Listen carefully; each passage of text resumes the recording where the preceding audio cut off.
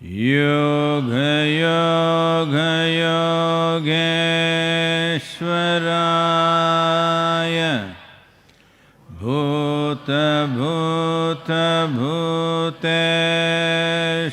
भूतभूतभूतेश्वराय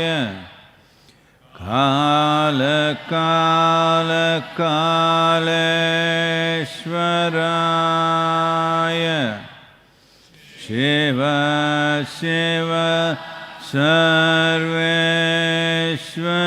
सर्वेश्वराय शम्भो शम्भो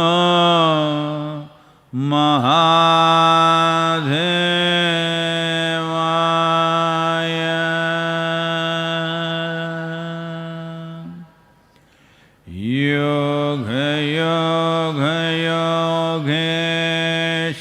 योगयोगयोगेश्वराय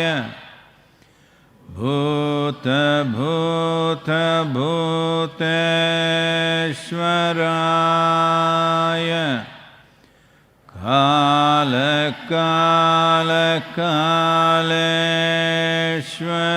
कालकालकालेश्वराय शिव शिव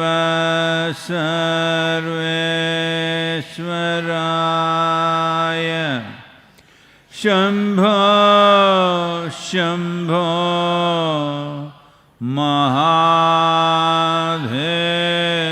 महादेवाय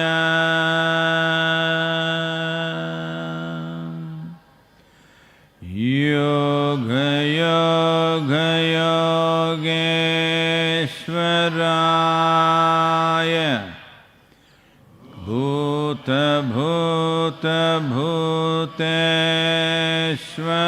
भूतभूतभूतेश्वराय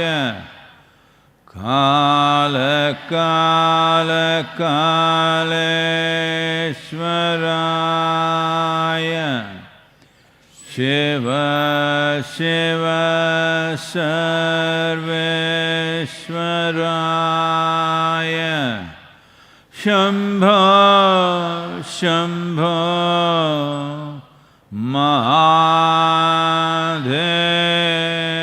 महादेवाय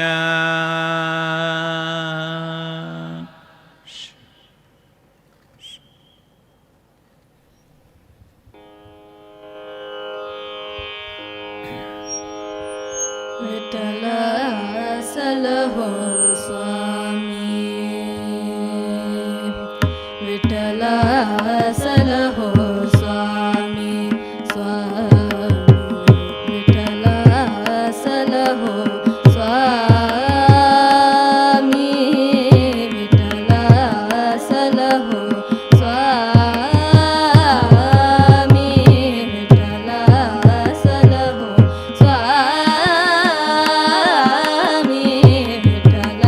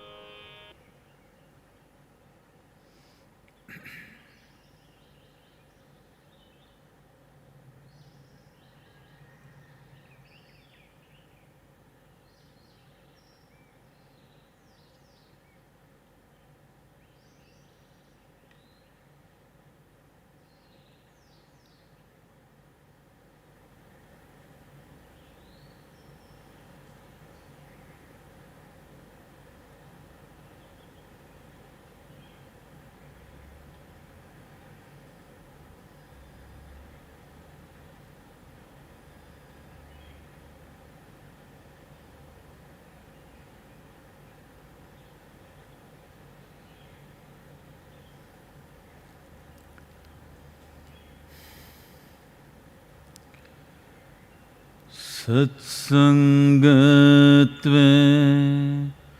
निस्संगत्वम्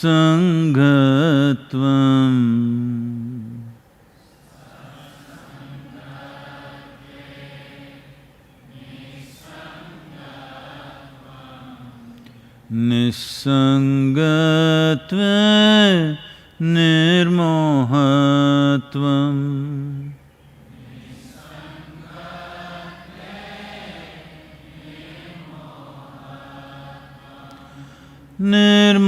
निर्मोहत्वे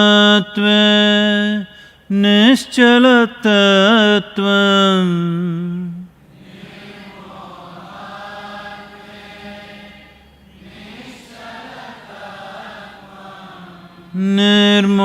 निर्मोहत्वे निश्चलतत्वम्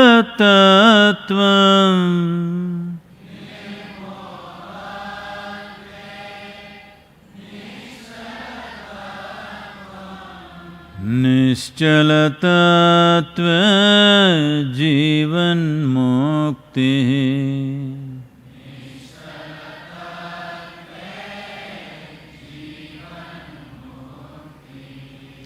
निश्चलतत्वे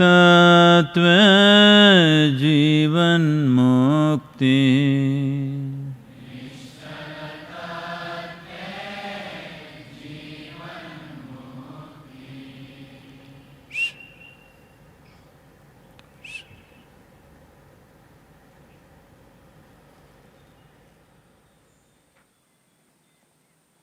नमस्कारम। हर किसी को नमस्कारम।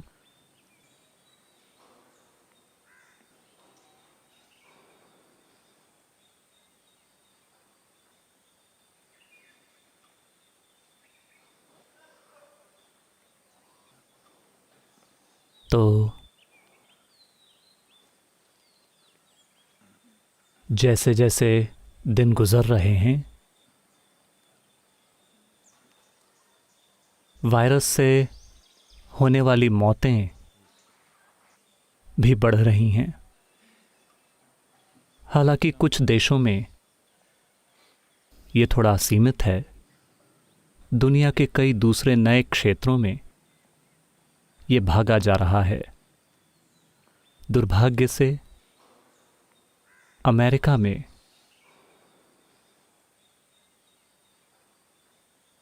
30,000 या 32,000 मौतें हो चुकी हैं। यहाँ उन्होंने मुझे एक छोटी संख्या दी है, पता नहीं क्यों। न्यूज़ के मुताबिक ये 32,000 है। पिछले 24 घंटों में 2,500 से ज़्यादा लोग मरे हैं सिर्फ एक देश में। शायद ज़्यादातर ये 2 राज्यों में केंद्रित है। स्पेन 19,000, इटली लगभग 22,000, फ्रांस 17,000 से ज़्यादा, यूके 13,000, ईरान 5,000। दुनिया में 20 लाख से ज़्यादा लोग वायरस से इन्फेक्टेड हैं। 1,37,000 लोग मर चुके हैं। और मुझे यकीन है कि असली संख्या इससे कम से कम 10-20% ज़्यादा होगी, क्योंकि जिन लोगों को दूसरी बीमारियां हैं, जैसे दिल की बीमारियां, वो लोग जो एमिनो ब्लॉकर्स पर हैं, और दूसरे लोग वायरस के शुरुआती लक्षणों में ही वो मर सकते हैं, लेकिन उसे वायरस से नहीं जोड़ा जा रहा है, बल्कि उनकी दूसरी बीमारियों से जोड़ा जा रहा है जो उन्हें पहले से थीं। लेकिन वायरस के बिना शायद वे अपनी मौजूदा बीमारियों के साथ कहीं लंबी उम्र जी लेते। तो पिछले 24 घंटों में दुनिया में करीब 6,500 लोग मरे हैं बस वायरस से ही। भारत में हमने अब तक 422 लोगों का आंकड़ा पार कर लिया है। बस पिछले 24 घंटों में ही 28 लोग मरे हैं। अमेरिका के लिए सबसे बुरा दिन रहा पिछले 24 घंटे, जहां तक वायरस की बात है। 22 से ज़्यादा देशों ने 10,000 का आंकड़ा पार कर लिया है इन्फेक्शन या सुनिश्चित केसों के मामले में। भारत धीरे धीरे उन शीर्ष 5 देशों में उभर कर सामने आ रहा है जिन्होंने लॉकडाउन में सबसे ज़्यादा जांच की है।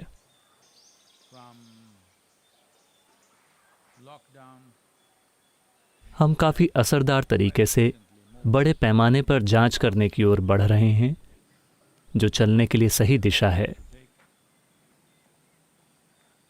केरल, उत्तर प्रदेश, तमिलनाडु में जो भी केस रिपोर्ट किए गए हैं, उनमें मृत्यु दर 1% से कम है।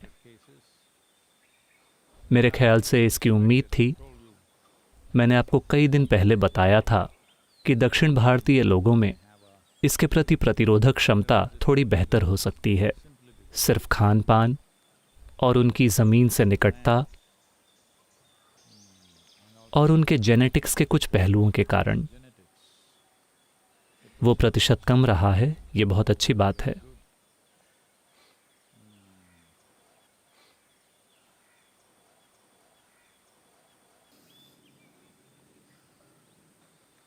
तमिलनाडु में लॉकडाउन बहुत कारगर रहा है।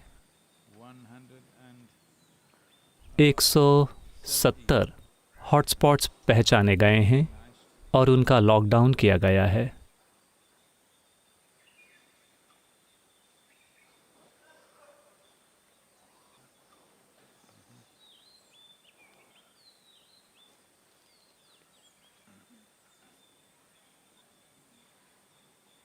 मुझे माफ़ करें, वो नंबर भारत के लिए था। तमिलनाडु में 22 लाल जिले पाए गए हैं जहां केस काफ़ी ज़्यादा हैं।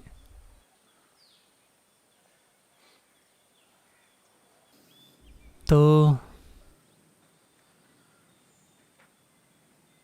धीरे धीरे वायरस के लचीलेपन के बारे में और ज़्यादा तथ्य सामने आ रहे हैं। अब वो कह रहे हैं कि ज़रूरी नहीं है कि इसका फैलना शारीरिक निकटता के ज़रिए ही हो। जब ये एक इंसान से दूसरे इंसान तक कूद कर जाता है, ये एयर कंडीशनिंग सिस्टम के ज़रिए भी हो सकता है। तो हवाई यात्रा और कुछ हद तक रेल यात्रा भी एक चुनौती बन जाएगी, क्योंकि एयर कंडीशनिंग के बिना आप यात्रा के इन साधनों को नहीं चला सकते। जो अस्पताल एयर कंडीशन्ड हैं, वो शायद बड़े असरदार तरीके से वायरस को हर किसी तक पहुंचा रहे हों। वैसे कुछ भी वाकई में पक्का नहीं है, लेकिन कुछ भी ऐसी अवस्था में नहीं है जिसे हम नकार सकें। ये यकीनन एक चुनौती भरा समय है। दुनिया भर में कई जगहों पर अर्थव्यवस्था काफ़ी खराब लग रही है।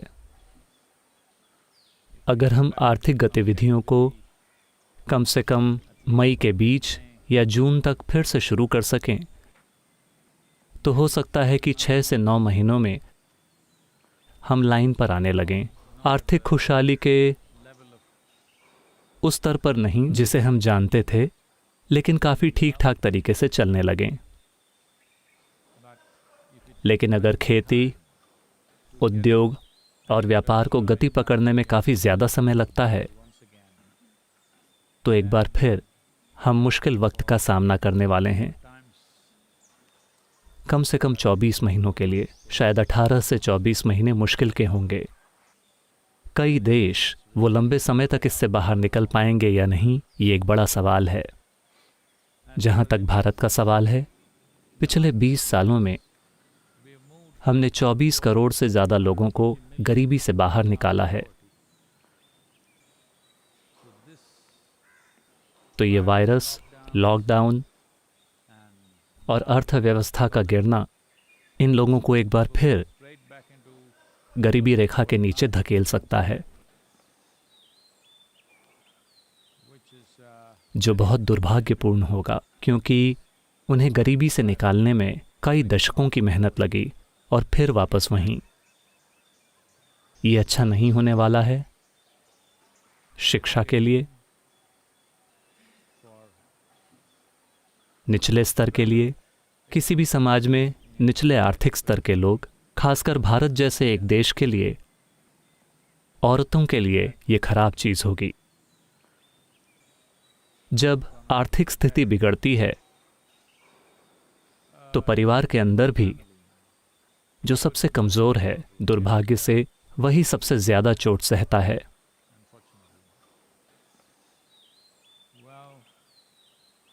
इस देश में बच्चियों को स्कूल भेजना जबरदस्त कोशिशों के बाद संभव हुआ है। आज लड़कियों का प्रतिशत बहुत ऊंचा है, बहुत ज्यादा, शायद अधिकतर देशों से भी बेहतर। ग्रामीण भारत में भी लड़कियां स्कूल जा रही हैं। तो ये वायरस उस काम को काफी हद तक पलट सकता है। किस हद तक ये कोई नहीं जानता, लेकिन निश्चित रूप से ये उसको पलटेगा। तमामों चीजों को फिर से खड़ा करने की जरूरत होगी। हमें चीजों को वापस लाने में मैं नहीं जानता कि कितना समय लगेगा। चुनौतियां हैं। मेरी आशा है कि एक इंसान के रूप में हम उस वायरस से कहीं ज्यादा लचीले बने और पूरे जोश से उछल कर ऊपर आएं, जबरदस्त उत्साह और ताकत से वापस लौटें, क्योंकि इस धरती पर हम विकास के पैमाने पर नंबर 1 हैं। यही समय है इसे सिद्ध करने का। कितनी जागरूकता से, कितनी बुद्धिमानी और लचीलेपन के साथ हम लौटकर वापस आ सकते हैं। मेरे ख्याल से हम जो हैं, कई तरह से ये उसकी परीक्षा है। ये एक युद्ध जैसी स्थिति है, लेकिन कोई हमें गोली नहीं मार रहा है। ये एक रियायत है। कम से कम कोई हमारे घरों को बम से नहीं गिरा रहा है। जहां हम रहते हैं वहां से निकालकर हमें कोई जला नहीं रहा है। अगर हम जागरूक और सावधान हैं तो हम जिंदा रहेंगे। अगर आप थोड़े अक्खड़ हैं तो एक कीमत चुकानी होगी। ये सवाल रमा देवी गारू का है। नमस्कारम सद्गुरु, आपने कई बार अपनी बातों में भगवान बनाने के विज्ञान का उल्लेख किया है। मुझे वो बातें वाकई बहुत दिलचस्प लगीं, लेकिन मुझे कभी ये समझ नहीं आया कि आपका इससे क्या मतलब है। क्या आप इसके बारे में अधिक विस्तार से बता सकते हैं? रमा देवी गारू, जाहिर है वो एक तेलुगु भाषी महिला हैं। वो मुझे मुसीबत में डालने की गहरी इच्छा रखती हैं।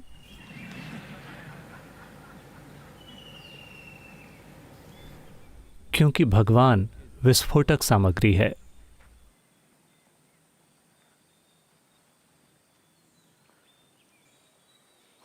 जो लोग इसके साथ छेड़छाड़ करते हैं वे आमतौर पर उन लोगों द्वारा मार दिए जाते हैं जो खुद को भगवान का सैनिक मानते हैं। अगर भगवान सर्वशक्तिमान हैं और इतने सामर्थ्यवान हैं कि वो इस अनंत सृष्टि को बना सकें, तो मुझे नहीं लगता कि वो आपको एक सैनिक के रूप में काम पर रखेंगे। आप एक मामूली छोटी सी चीज हैं। हाँ, आप किसी दूसरे इंसान को नुकसान पहुंचा सकते हैं, या बेशक दूसरे जानवरों को, पेड़ों को, पौधों को। अगर आप इस छोटे से ग्रह पर खड़े होकर सनक और झल्लाहट दिखाते हैं और यहां तक कि अपने परमाणु बम भी फेंक देते हैं, तो ब्रह्मांड में कुछ भी नहीं होता है। आप बहुत ही छोटे हैं। आप हैं। तो मुझे नहीं लगता कि सृष्टा आपको एक सैनिक के रूप में काम पर रखेगा। तो आइए रमा देवी गारू की इच्छा पर गौर करते हैं।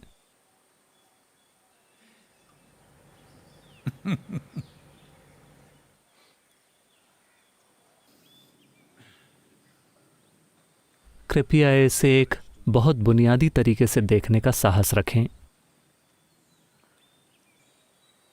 मान लीजिए कि इस ग्रह पर इंसानों के आने से पहले वैसे बहुत सारे बेवकूफ़ मानते हैं कि दुनिया की शुरुआत इंसानों के साथ ही हुई है, लेकिन आज एक स्कूल जाने वाला बच्चा भी जानता है कि ऐसा नहीं है।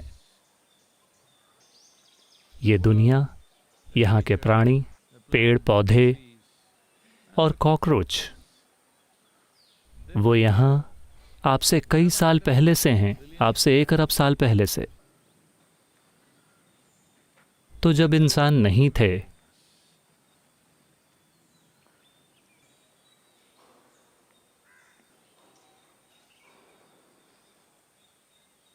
क्या आप मानते हैं कि पृथ्वी पर भगवान थे? अभी भी अगर हम पूरी मानवता, अगर हम 2 घंटे के लिए सो जाते हैं, हर कोई, आपको लगता है कि भगवान कहीं हैं? ये इंसानी मन का उत्पाद है। मैं कह रहा हूं कि जिस तरह से हम भगवान को जानते हैं, जाहिर है कि आपने और मैंने इस ब्रह्मांड का निर्माण नहीं किया, इतना हम जानते हैं। लेकिन ये विचार कि वहां ऊपर एक बड़ा सा आदमी बैठा है और ये सब कर रहा है, ये एक बचकाने दिमाग की उपज है। वो एक आदमी है। मैं चाहता हूं कि महिलाएं इसे याद रखें। रमा देवी गारू, मैं चाहता हूं कि आप याद रखें, वो एक आदमी हैं। सौभाग्य से इस संस्कृति में, चूंकि हम जागरूक हैं कि हमने ही भगवान को बनाया है, लिंग की समानता के लिए हमने पुरुष भगवान भी बनाए और महिला भगवान भी। बाकी हर जगह जहां वो मानते हैं कि भगवान वास्तव में वहां ऊपर हैं और वो आपको बनाते हैं, वहां केवल पुरुष भगवान ही हैं। बेहतर होगा कि आप ये समझ लें। तो इस देश में हमने भगवान बनाने की तकनीक में महारत हासिल की।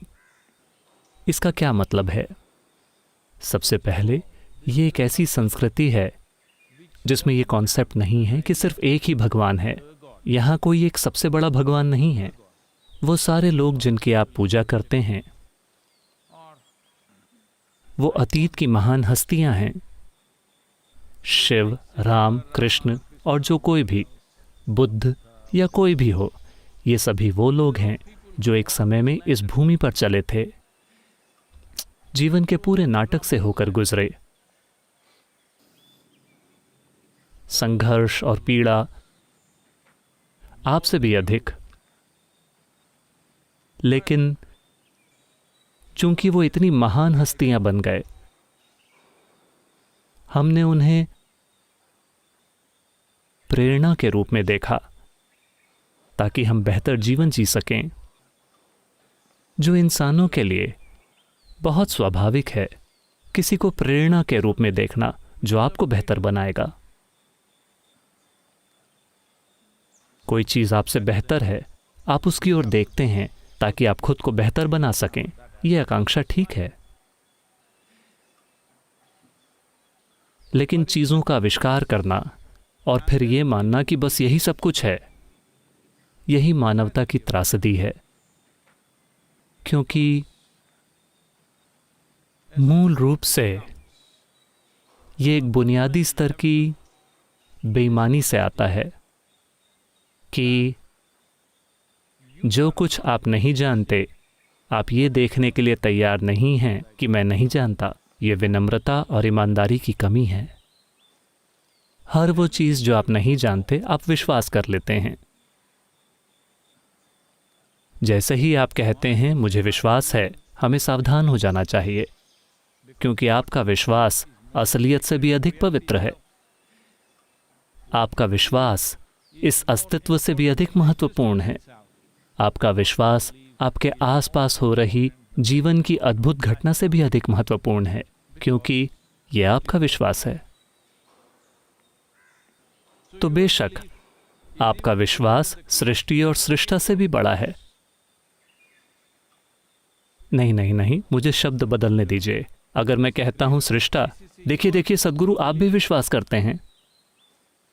देखिए, अभिव्यक्ति के लिए भाषा की सीमा है। हम सृजन का स्रोत कह सकते हैं। स्रोत भी गलत शब्द है, क्योंकि आपको लगेगा कि ये एक ही स्थान पर होगा, लेकिन ये एक सच्चाई है कि आपने या मैंने इस अस्तित्व को नहीं बनाया। यह आपके और मेरे आने के पहले से था। मुझे इसके लिए दोष मत दीजिए, ठीक है? मैंने इसे नहीं बनाया।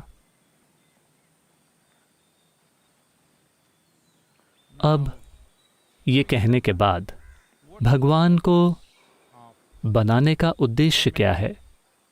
सबसे पहले, भगवान शब्द, एक ही भगवान का इस देश में कभी अस्तित्व नहीं रहा।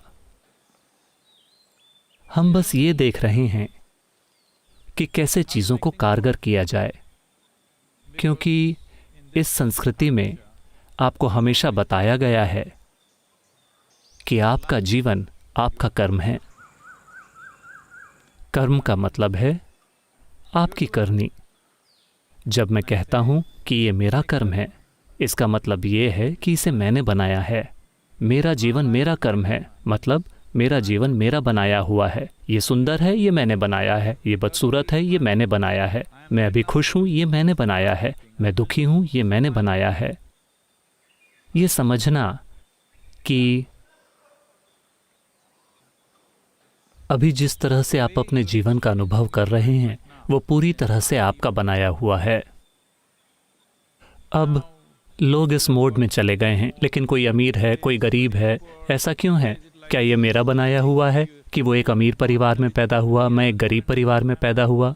देखिए, ये अमीर गरीब, ये सारी बकवास केवल इसलिए है क्योंकि आप अपनी तुलना किसी और से कर रहे हैं। अगर आप यहाँ बैठते हैं तो जीवन का आपका अनुभव पूरी तरह से आपका बनाया हुआ है। चीज़ों की भौतिक व्यवस्था उस समय के हिसाब से होती है जिसमें हम रहते हैं। वो भौगोलिक स्थान जिसमें हम पैदा हुए हैं, वो चीज़ें महत्वपूर्ण नहीं हैं। यहाँ तक कि गुफा में रहने वाला इंसान,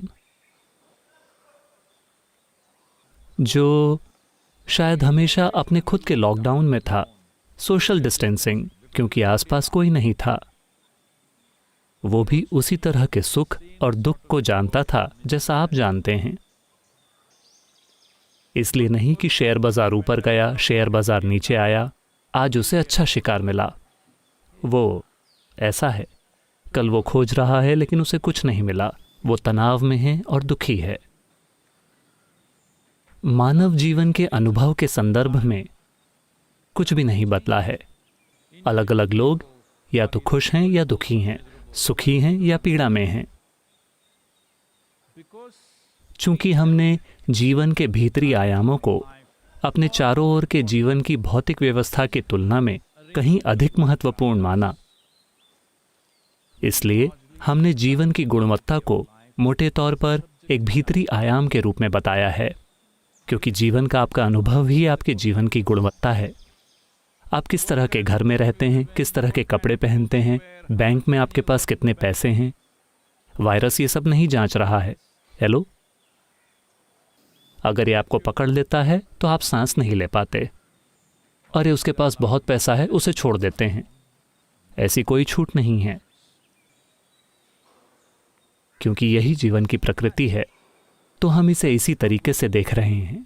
इससे कोई फर्क नहीं पड़ता कि आपके पास कौन कौन सी भौतिक व्यवस्थाएं हैं, आप कितने खुश हैं, आप कितने दुखी हैं, जीवन का आपका अनुभव कितना सुखद है, कितना अप्रिय है, ये आपका कर्म है। तो ये जानते हुए हमने ऐसे उपकरण बनाने शुरू कर दिए जिनसे हम अपने जीवन के अनुभव को बेहतर बना सकें, क्योंकि हम ये समझ गए कि ये शरीर ही एक मैकेनिज्म यानी एक मशीन है। ये इंसानी मैकेनिज्म हम समझ गए कि एक बेहतर मैकेनिज्म है एक कॉकरोच के मुकाबले, एक बेहतर मैकेनिज्म है एक कुत्ते के मुकाबले, एक बेहतर मैकेनिज्म है यहाँ तक कि एक बाघ के मुकाबले। हालांकि बहुत सारे लोग खुद को टाइगर या ऐसा कुछ कहना पसंद करते हैं। ये विकास के नज़रिए से पीछे कदम बढ़ाना है। देखिए, कोई भी खुद को बंदर नहीं कहता, लेकिन लोग और भी पीछे जाते हैं और कहते हैं मैं एक कोबरा हूँ, मैं एक टाइगर हूँ। कोई बात नहीं, ये उनका चुनाव है। मुझे व्यक्तिगत पसंद से मुझे कोई दिक्कत नहीं है, लेकिन विकास के नज़रिए से ये पीछे कदम बढ़ाना हुआ। चूंकि हमें एहसास हो गया कि ये एक बेहतर मैकेनिज्म है या एक अधिक विकसित मैकेनिज्म है।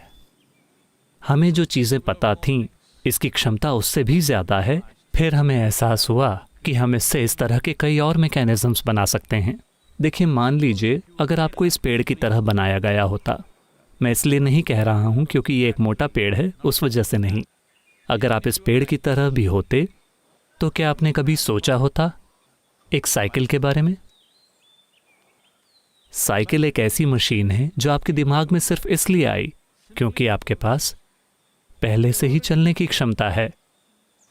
आप तेजी से चलना चाहते हैं, इसलिए आप दौड़े। लेकिन फिर भी ये काफ़ी नहीं था, आप और तेजी से आगे बढ़ना चाहते थे, इसलिए आपने एक साइकिल के बारे में सोचा। अगर आप एक पेड़ की तरह बने होते, चाहे आप कितने ही बुद्धिमान होते, आप साइकिल के बारे में नहीं सोचते क्योंकि ये आपके लिए किसी काम की नहीं होती। चूंकि आप चल सकते हैं, आप तेजी से चलना चाहते हैं, इसलिए आपने एक मशीन बनाई। इस तरह के एक मैकेनिज्म या इस तरह की एक मशीन को यंत्र कहा जाता है। तो हमने कई तरह के यंत्र बनाने शुरू कर दिए। हाँ, भौतिक दुनिया में साइकिल, मोटरसाइकिल, कार, हवाई जहाज, अब अंतरिक्ष यान जो कहीं और जा रहे हैं, ये सारी चीज़ें। लेकिन ये बाहरी दुनिया में हैं। व्यक्तिपरक भीतरी आयामों में भी हमने उपकरण या मशीन या यंत्र बनाने शुरू कर दिए। वैसे देश के उत्तरी भाग में शायद ये काफ़ी हद तक हो गया है, शायद कुछ जगहों को छोड़कर, क्योंकि आप जो उत्तरी मैदान देख रहे हैं उसमें एक भी प्राचीन मंदिर नहीं बचा है। इन सभी चीज़ों को आक्रमण के दौरान धराशायी कर दिया गया। उन्होंने बस यहाँ वहाँ छोटे छोटे काम चलाऊ मंदिर बना दिए हैं और वो उसी से काम चला रहे हैं। केवल हिमालय की तहों में या सुदूर पूर्व में जहाँ आक्रमणकारी नहीं गए, वहाँ आपको प्राचीन मंदिर मिलते हैं, जैसे कामाख्या या उत्तरकाशी या गुप्त काशी। ये प्राचीन मंदिर हैं जहाँ आक्रमणकारी नहीं गए। लेकिन गंगा का बाकी का मैदानी इलाका, पंजाब, गुजरात, इन सभी जगहों में सारे मंदिर ढहा दिए गए। केवल दक्षिण भारत में ही आप वास्तव में प्राचीन मंदिरों को देखते हैं, और पूर्व में पुरी और कुछ दूसरी जगहों पर। जहाँ कहीं भी प्राचीन मंदिर अभी भी जीवित हैं, आप देखेंगे कि इस देश में हम देवताओं को, या आज अंग्रेजी भाषा के कारण हमने गॉड कहना शुरू कर दिया है, वरना देवी देवताओं को यंत्र कहा जाता है। इस शब्द का प्रयोग अभी भी दक्षिण भारत में बहुत अधिक किया जाता है। हम देवता को यंत्र कहते हैं। इसका मतलब है कि हम देवता को एक मशीन कह रहे हैं। हम इसे एक मशीन कह रहे हैं क्योंकि एक मशीन बस आकारों की एक जटिल व्यवस्था है। एक आकार एक यंत्र है। त्रिकोण को हमेशा मूल आकार माना जाता है, उससे हमने कई जटिल आकार बनाए और हमने उन्हें अपने लाभ के लिए सक्रिय किया। तो इसके कई आयाम हैं, लेकिन ज़्यादा गहराई में जाना मुश्किल है क्योंकि घड़ी चल रही है। लेकिन इसे सही संदर्भ में बिठाने के लिए ये ऐसे आयाम हैं जिनसे आप नई संभावनाएं खोल सकते हैं। सृष्टि के भीतर एक नई खिड़की। आप किसी चीज़ का आविष्कार नहीं कर रहे हैं, आप केवल अपने बोध के उपकरणों को बेहतर बना रहे हैं ताकि आप ऐसे आयामों को देख और महसूस कर सकें जिन्हें आप इसके बिना नहीं देख पाएंगे। जैसे कि आज एक टेलीस्कोप से आप कुछ ऐसा देख पा रहे हैं जिसे आप अपनी नग्न आंखों से नहीं देख पाते।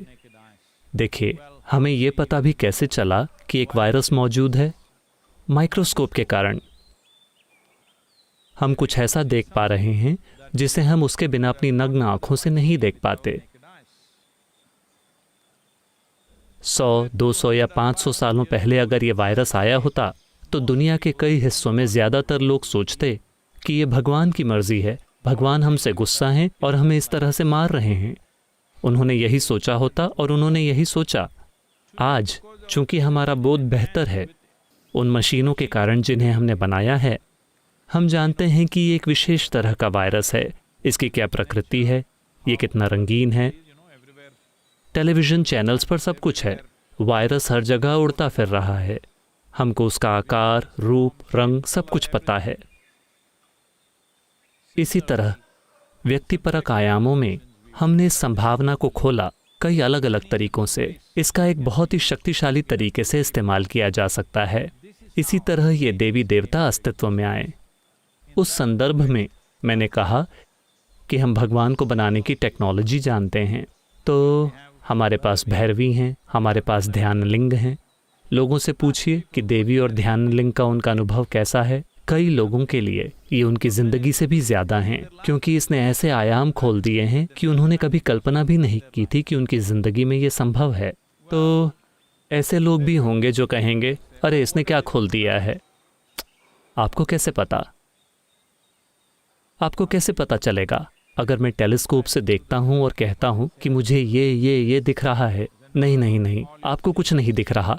आपके पास बस एक लंबी सी ट्यूब है और आप हमें बेवकूफ़ बना रहे हैं। जब तक आप उस पर अपनी आँख नहीं लगाते, आपको पता नहीं चलेगा। तो यहाँ आपकी आँख का काम नहीं है, आपको अपना दिल इसमें लगाना होगा, वरना आपको पता नहीं चलेगा। खैर, चूँकि इसके लिए आप जो कुछ भी देखते हैं, आपको जिस भी चीज़ का एहसास होता है, आज उसे पश्चिम से प्रमाण पत्र मिलना चाहिए। तो आपके पास रामानुजम हैं जो संयोग से हुए।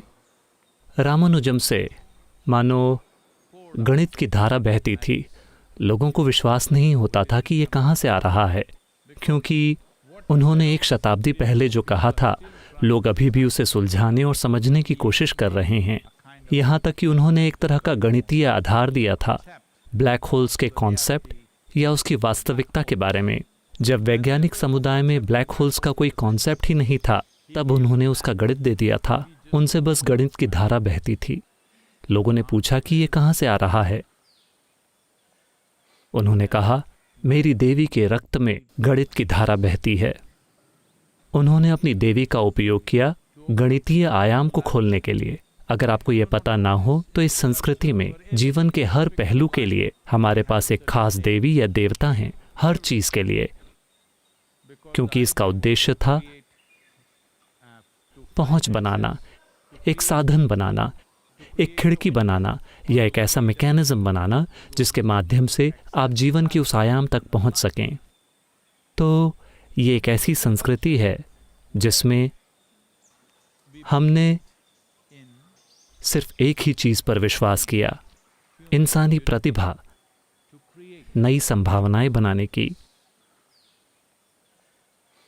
ऊपर देखकर ये कहना नहीं कि प्यारे भगवान मुझे बचाइए, मेरी रक्षा कीजिए। ये हाल ही में हुई चीज़ है, क्योंकि बाकी सारे लोग दावा कर रहे हैं कि हमारे भगवान हमारी रक्षा कर रहे हैं, तो हमें भी कुछ न कुछ बनाना पड़ा। वरना हमेशा आपको बताया गया था कि ये आपका कर्म है। आप या तो इसे शानदार बनाइए या आप इसे दुखी बनाइए, ये आपके ऊपर है। इसमें कोई और दखल नहीं दे रहा है। यह आपका कर्म है।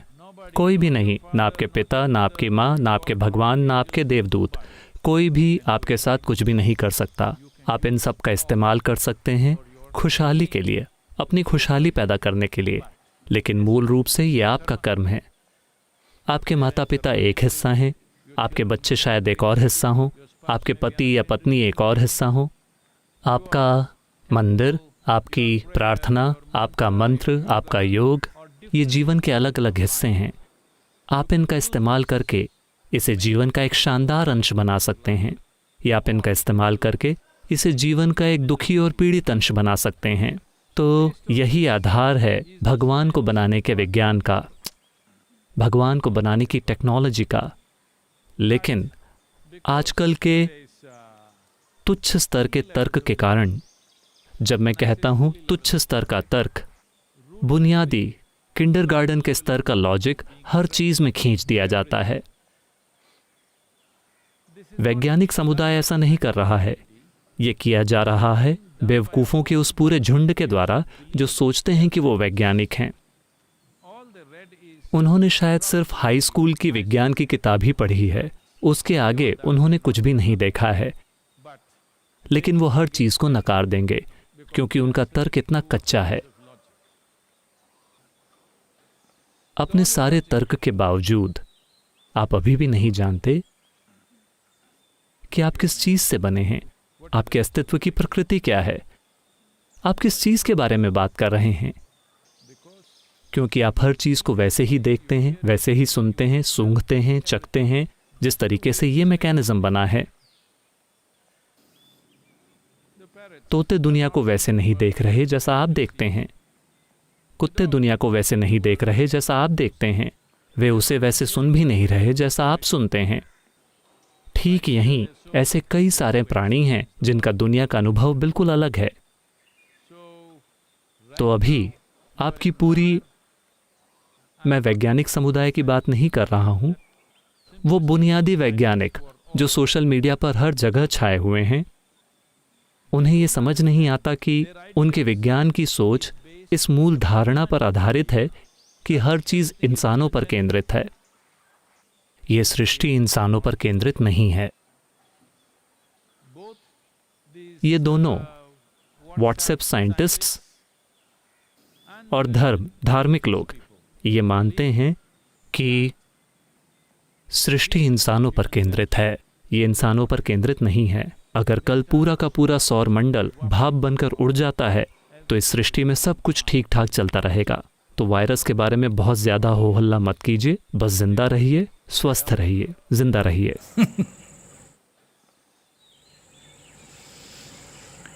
योग योग योगेश्वराय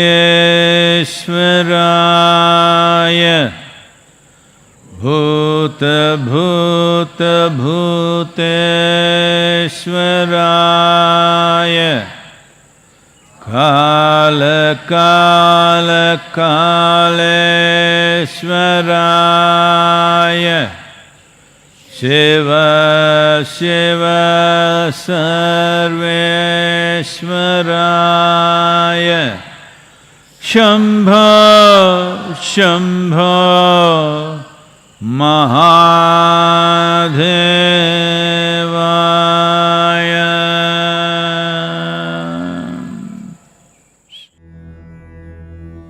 योग योग योगेश्वराय भूत भूत भूतेश्वराय काल काल कालेश्वराय शिव शिव सर्वेश्वराय शंभो शंभो महादेवाय।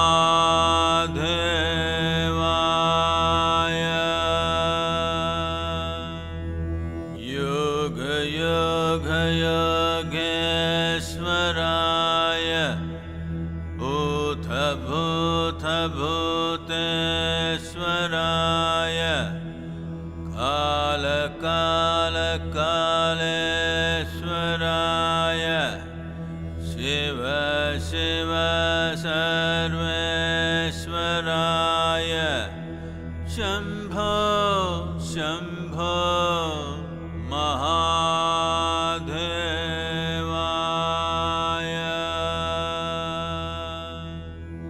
योग योग योगेश्वराय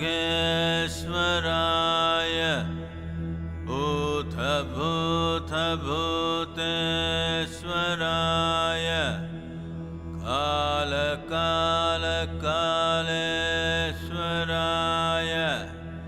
शिव शिव सर्वेश्वराय शम्भो शम्भो महा